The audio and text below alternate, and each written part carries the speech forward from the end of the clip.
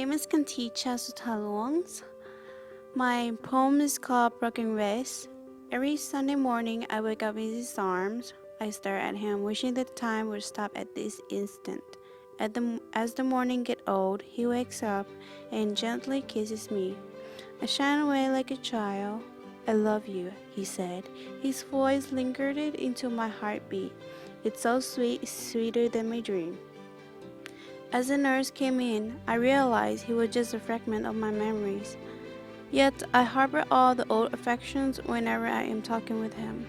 I heard the nurse telling others that I'm crazy. I laugh because I know he's here with me. There he is, sitting in this very room with me.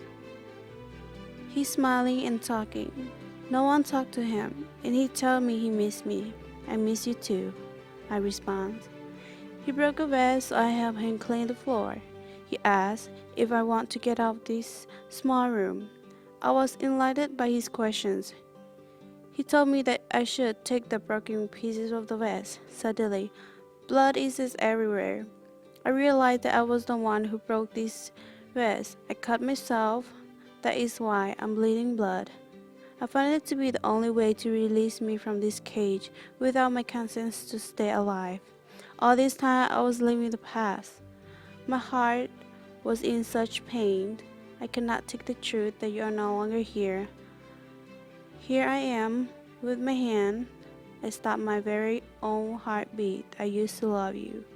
Here I am coming to you. I know you were here, waiting for me.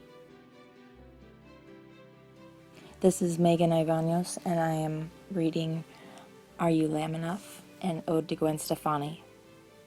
Dear Mother Shepherd, lead your flock. We will follow. Love angel music, baby, you move me. It's an irrational belief in the Lamb Goddess. I can testify to the blessing she provides perfectly. What you waiting for? Our supreme platinum blonde queen, Gwen Stefani. It's the language of lamb. Do you speak? Lamb's tooth, penmanship teak, red lips 714, hanky-panky, skin ND inked, manic panicking, confessioning. We are the Lembys, some bad. From Southern California to Japan, to London and NYC, you bring super kawaii to every little thing. Super hot, brushed rock-steady eyes, fatally addicted to the cuteness. Without you, we'd be in misery. Can't you see? Harajuku summer lovers all over me, like L and Lil G. Whoa, make out city. The story of Lamb in Morse code, in her music and on our clothes.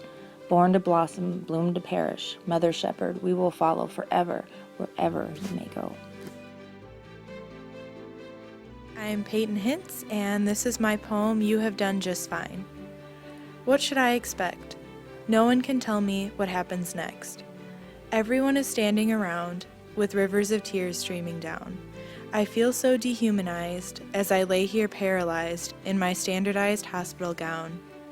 Every mistake, every lie, every disappointment races through my mind. If they could see inside, what would they find?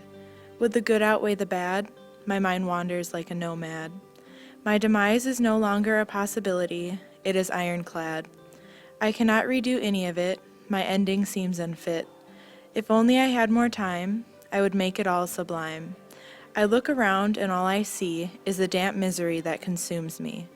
Connected to countless cords and computers, this crime has stolen my prime. My vision begins to blur. I search around the room. I can no longer make out where they were. I think to myself, I have lived this life like an amateur. On my hand there is a calming pressure. Who is causing it, I am unsure. There is no longer a need for morphine to dull my pain. No longer will it pump through my veins. My pain is all but gone. What is this phenomenon? I tilt my head to the right, and I feel no fright. Who is this, so beautiful and white? What is happening to my eyesight? She is calling me into the light. My time has come. I whisper a weak hum. I love you all. This is my final anthem. I turn to her and plea, please don't forsake me. If only I had more time. Her calming voice replied, you have done just fine. My name is Ashley Messier, and this is my poem, Trip. Alcohol before nightfall is inevitable. To stay sane, visit with Mary Jane before you fade, snort some cocaine and the pain remains away. Molly mends the melancholy when nicotine and caffeine no longer seem to succeed. You need codeine to keep calm, and perhaps prescription Percocet to offset the crack you did in the back. The heroin addicts fade and fall asleep to dream obscene sights created by ketamine. The methamphetamine was unforeseen and you start to lean as the morphine sinks you like a submarine. The rainbow benzos become enemies, appear as acid induces hallucinations from the shrooms, soon send you swooning. In the end, you steadily descend back to reality and into bed, with a pounding in your head, a sense of dread, and resounding regret. So ignite a cigarette, fall asleep, and forget. Ode to golf. The game of golf is a tricky one. You swing and you swing and you swing to get the score you hope for, even if you don't play with a ping. But what happens when you're not in the fairway or you hit a horrible stroke? It never goes how you want it when you get too nervous and choke. When you stare out to the pin, yards and yards away, you hope again for a hole-in-one. Wouldn't that be a glorious day? You approach the hole hoping, shaking and scanning around. You don't want to use that mulligan, so you think and you doubt. Maybe you'll get a par or birdie, it never hurts to try. But maybe a bogey's all you get, 'cause your ball's got a horrible lie. It's never over right away if it goes into sudden death. Shoot, the ball's in the sand trap. It's the wrong time to make a bet. Please don't slam your wedge, it's done no harm to you. You might be in the sand again, but you've got nothing left to lose. It may be time to give up your dream of ever going pro, but golf will never leave you, as your talent and skill will grow.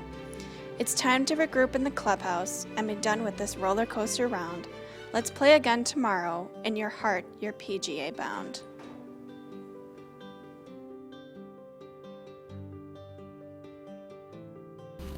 My name is Amanda Sabolka. So when you said you would never leave, you didn't lie as I am used to. If unknowingly, you told the truth. Your breath still catches my hair when I turn around to see you. You left your voice in my head and your touch on my skin. Now that you're gone, I can't shake you. I guess you took more than the garbage bag of clothes I threw out the door after you. So be it. I tell myself it's necessary, like severing a separating limb past saving, kicking an addiction before it kills you. But what's next? Somewhere in the whirl, the thrill, the fireworks and firefights, I stopped living as myself, was certain that when I breathed for both of us, and assumed it was the same for you. Now I'm seeing that the exchange wasn't even. You lent me a few non-essential qualities, while I gave whatever you'd take. Your breath sounds in my ear, half asleep. Myself is the empty seashell, you is the far-off ocean, and I wake up alone to my own heartbeat. If I erase you completely, what's left of me? Just a sliver, a scrap, a fragile lens to magnify your monumental absence. My name is Emily Chapman, and I'm reading An Evil Trick. The sun shines high in the sky. Brightly colored petals burst forth. Stems uncurl and stretch towards the sky. Green blades of grass poke out through the last stubborn spots of snow. Squirrels chatter and race up and down ancient oak trees with newly formed buds poking out from the tips of their branches, where flocks of colored birds sit singing after returning from their long journeys south, filling the breeze of the fresh morning air with the electrifying buzz of a charged battery, until the squirrels stop chattering and racing, the flocks of birds stop singing, and an arctic wind rustles the branches. Gray clouds move overhead, erasing all trace of the warm sun, forcing the bright petals to close once more, or the squirrels run back into their holes, holding their tails behind them, and the flocks of birds lift their wings to fly the journey south again. As the last one jumps from the branch, a snowflake falls upon its outstretched wings. Where one snowflake falls, a million more fall, like powdered sugar on warm French toast, and that once light breeze becomes a cold whip, causing the oak tree's branches to bend like they're wildly dancing at a party. So spring once again vanishes under the powdered white snow. My name name is Tamaria Taper, and the poem that I'm reading is called The Good Girl. So you want to know about me, who I am, who is buried underneath the shell of superb grades, and smile, and model behavior. You always hear the cliche proverb, it's what's inside that counts. But what is it exactly that's inside? What dark, obscure world inhabits me, anticipating its unfaithful discovery? What miscreation remains unacknowledged in the corners of my mind, hungrily waiting to consume its unknowing prey? How many black-bellied demons have been exiled into the shadow hills and valleys of my soul, restlessly awaiting for consent to play? And every good girl is a being who is foreign to even themselves, a being that is not quite straight-A, not quite content, not quite well-mannered. But you still want to know about me, who I am. But the real question is, who am I, and who are you to attempt to shatter the glass of my facade? My name is Nicole Borland-Winkler, and this is my poem, Rotten Eggs. He looked at me with eyes, squinted in disgust, and I felt that my whole world had been crushed under a man who had no idea who I was. Now sleeplessly I wonder what's wrong with me, and if I live in some false reality, that I am not worthy. I feel fragile, broken, and unwanted, like a used condom or an egg that has gone rotten. You hinted at my cracks and my warm temperament, and with arrogance you created an estimate of who I am and declared me unworthy of your hospitality. But what you didn't see in your estimate was that my exterior is irrelevant to the inside that's decorated in elegance. So the lesson is, not all broken eggs are rotten, but the beautiful eggs that have fallen.